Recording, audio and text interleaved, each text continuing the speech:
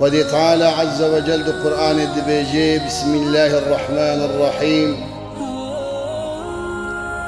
كل نفس بما كسبت رهينة إلا أصحاب اليمين. إنسان بعمله خل جم خدي تعالى رهينة مرهونة عند الله.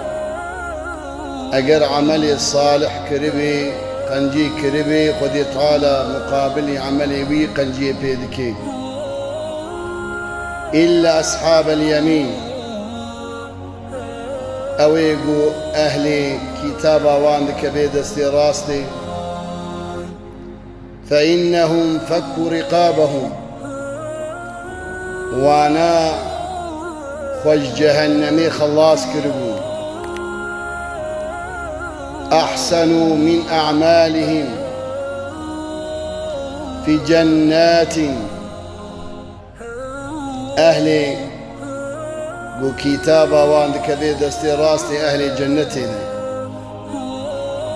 قودتنا جنتي يتساءلون عن المجرمين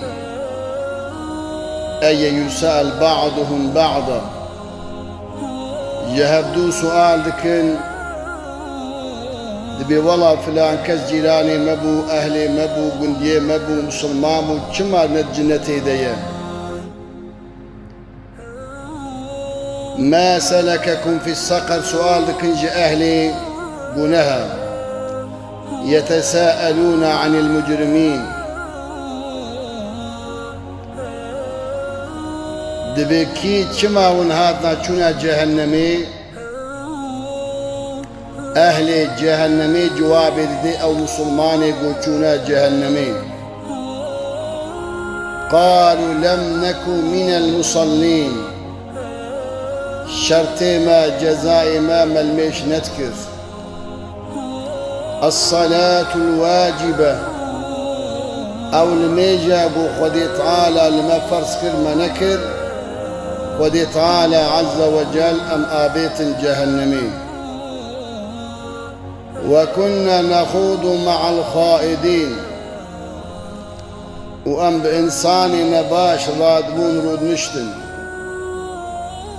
إنساني قوش دوري خدي تعالى أبو أملكي لكاوي دون نشتن ولم نكن نطعم المسكين وكنا نخوض مع الخائدين. أولا ملميش نذكر ياد الدواء مدريا خدي تعالى مالي وصرف نكر ما يجب إعتاؤها ياسيا وكنا نخوض مع الخائدين سببي قو خدي تعالى أما بيت جهنمي قومتي كليا نباشا ذكر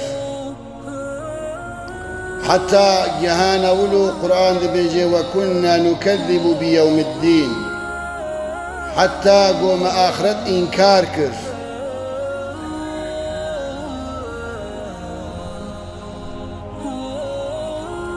حتى أتانا اليقين حتى قوم رنهات وما أخرت بشعبي خدين فما تنفعهم شفاعة الشافعين. إنسان وقت يقول ميش نكي ودريا خدي تعالى ماليخ وإنفاق نكي خسيس بي وبإنساني نقنج رابي وروني